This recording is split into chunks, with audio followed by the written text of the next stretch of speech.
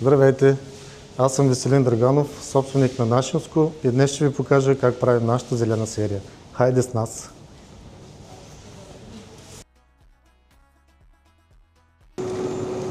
Създадахме зелена серия, защото вярваме, че добрата храна трябва да е с чист етикет.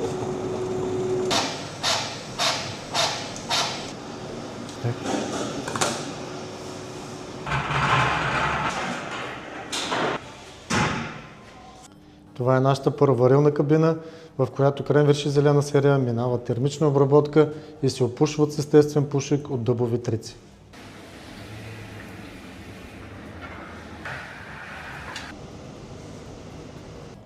Пилешки кренвирш Нашинско зелена серия е вече готов.